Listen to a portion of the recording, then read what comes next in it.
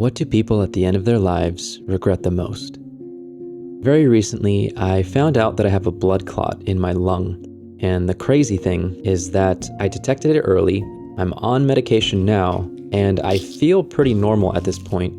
But so many people have commented on how scary that situation is, and how quickly and suddenly a blood clot can end your life. While I was recovering, I heard about this book called The Top 5 Regrets of the Dying. It's written by a palliative care nurse who shares the reflections and regrets from her patients as they lie on their deathbeds. And even though I figured a topic like this could potentially make the anxiety that I was feeling about my health a lot worse, it also seemed like it could contain some very important perspectives about life, death, and fulfillment during a very pivotal time in my life. So what are the top 5 regrets of the dying? Regret number 1. I wish I'd had the courage to live a life true to myself, not the life others expected of me. My favorite story from this section of the book was of this really sweet woman named Grace, who had spent most of her adult life married to a tyrannical and somewhat abusive husband. At some point in old age, her husband was moved into a nursing home, and Grace's life became a lot more peaceful as she began dreaming of independence, of traveling, and not living under his dictatorship. But shortly after she gained that freedom, she was diagnosed with a terminal illness due largely to her husband's smoking habit. "Look at me now," she said, "dying. Why didn't I just do what I wanted? Why wasn't I strong enough?" Faced with death, dreams she had waited all her life to live were now never going to happen. It was too late. This theme has really been present with me lately. For years, I've kind of struggled with the feeling of inadequacy that comes with not having a stable career, not having lots of money, a permanent home all to myself, or not finding my calling. But I have continuously prioritized the one thing that I know I would choose to do, even if money didn't matter. And that is to explore the world and travel.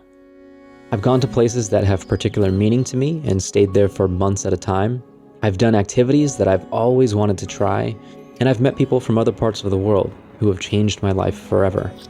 And so I realized that despite feeling like we're falling behind or not living a life that some might deem respectable enough, there's a certain peace that comes from feeling that if you died tomorrow, you'd exit this life knowing that you lived it on your own terms. Regret number 2. I wish I hadn't worked so hard. I get the feeling that a lot of people are struggling with this one these days. We all know that the US is known for its hustle and work culture, but a big part of the narrative in recent times is that sometimes it feels like all of that work, all those hours, all that investment isn't really getting us anywhere. It's just sustaining the hamster wheel we're on. And even if the investment is worth it, I think a lot of us work so hard not because it fulfills us, but because it feeds our egos, or it allows us to escape the things that we don't want to face back home or in our own internal world. In the book, this man John is a sales executive in his 70s or 80s, and he's married to this woman named Margaret. The couple already had plenty of money, and their kids had long grown and moved out. Margaret begged John to retire so they could finally travel the world together, but John just loved chasing the next deal. He loved the game of watching his earnings go up, and he enjoyed the status that work gave to him. But after waiting 15 long years for him to retire, John finally promised that he'd work for just one more year. And so Margaret began planning their twilight adventures together. But 4 months before retirement, Margaret started feeling ill, and only a month later, she died. Now, with John being on his own deathbed and filled with guilt for not spending the time with his wife, who waited so patiently for him to slow down, he reflected on the sadness he felt. Don't create a life where you're going to regret working too hard. I didn't know I was going to regret it until I was at this time, facing the very end. I wonder why we have to wait until we're dying to figure things like this out. Maybe there's a time in all of our lives to really hustle and grind. But one thing that having this blood clot has really put into perspective for me is that if we live and work as if we're guaranteed to have many more years left in our life, we might actually be robbing ourselves of precious time with the people, places, and things that we would want more than anything in this world if we knew that we only had a short time left to live. Regret number 3. I wish I'd had the courage to express my feelings. I've struggled a bit with this one. As a pretty introverted and non-confrontational person, I've often found myself holding things in so as not to rock the boat or disturb the peace, especially when I was younger. I remember this one time that I did decide to express myself to someone in my family. It caused this huge embarrassing drama for all of us in a public place, and someone criticized my actions, telling me that I shouldn't poke the bear. And I totally get where they're coming from. I probably didn't express myself in the most calm and collected way, and my actions did have consequences for people that weren't even a part of the conversation. But that always stuck with me, you know? It hurt. It's hard to know when to speak up and when you should just let something go altogether. In the book, the author shares her own personal story about finally expressing her feelings to a friend, about how she felt that the expectations were always on her to make plans and to keep the friendship going. But when the author did her best to express her feelings in a gentle and diplomatic way, the friend lashed out in anger and ended the relationship. But as she puts it, it was a lesson in boundaries for me. To be in any sort of relationship where you do not express yourself simply to keep the peace is a relationship ruled by one person and will never be balanced or healthy. Of course, the challenge is that we all intuitively know that expressing ourselves is risky and can have unintended consequences. But I think it's good to remember that remaining silent about something for too long can feel like a betrayal of our own inner voice.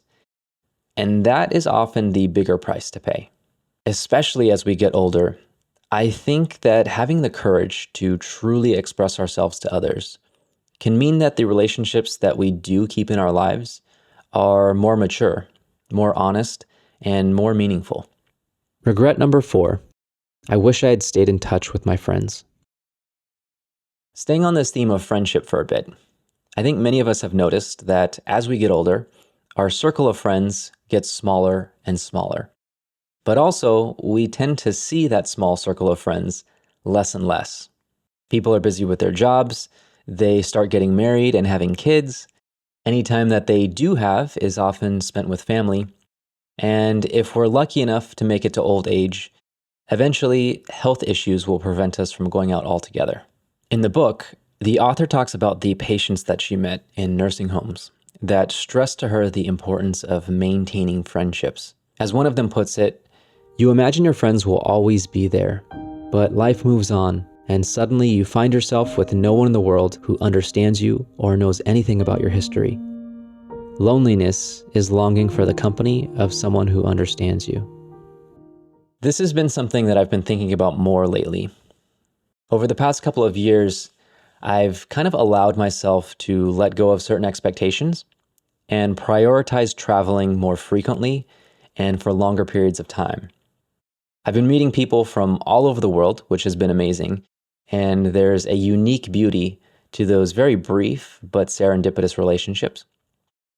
But I realize that it can come at the expense of spending time with my friends back home, people that I've known for a very long time and who I'd very much like to keep close to me in my life. Finding ways to balance this need to go out into the world with spending time with the people that make home feel like home has been an ongoing challenge. Regret number 5. I wish that I had let myself be happier. The last part of this book shares a couple of stories of people nearing their final days and their reflections on how the realities of life have kind of hardened them and perhaps caused them to focus a lot of their attention on what's wrong with the world and perhaps not enough attention on all of the good that they have received from it. But there's one story that stuck out to me in particular about this man named Lenny who lived this incredibly harsh life. Both his parents died before he turned 14. His eldest son died in war. His eldest daughter died in a car crash. And although he met the love of his life, Rita, when they were 22, She passed away in her 40s, just a few weeks after receiving a diagnosis. But through all of this, Lenny insisted that he had lived a good life. "I've known love," he said, "and it's love that has not lessened for one day in all of these years. Don't worry about the little stuff. None of it matters. Only love matters. If you remember this, it will be a good life." You know what's ironic? When you start exploring things like self-improvement, personal development, or healing in order to find happiness and fulfillment in life, they almost require you to focus a lot of your energy on things that bother you, things that are painful, or things that could simply be better. And this in turn can actually make life feel darker, sadder, and less satisfying. Some of the most amazing people I know have been through some really terrible things in life. It's amazing that they can still be such positive and peaceful people, but they didn't simply push those things away and force themselves to be happy. They allowed themselves to sit in the darkness and to really feel it, and then made a conscious choice to focus on blessings and love. And I think that's what ultimately makes them such peaceful and happy people. Maybe a fulfilling life is about finding a balance between facing the troubles of the world and within ourselves, with slowing down and counting all the things that we have to be grateful for and that bring us happiness now in this moment. You know, it's strange to think, and I mean like really consider, the possibility of dying at such a young age. I've been listening to podcasts and interviews with people sharing their experiences with blood clots. Something that's really common is this lingering feeling that you get in your legs or your chest, even after the clots have supposedly dissolved and you're taking blood thinning medication. And when these sensations pop up, the fear, uncertainty, and anxiety that they raise can easily cause you to start imagining the worst case scenario, where you have this tingling feeling in your body and then suddenly drop dead in an instant. Sounds a bit morbid, I know, but allowing myself to really sit with these thoughts and take them in as a very real possibility has allowed me to reflect on life in a way that I hadn't done before.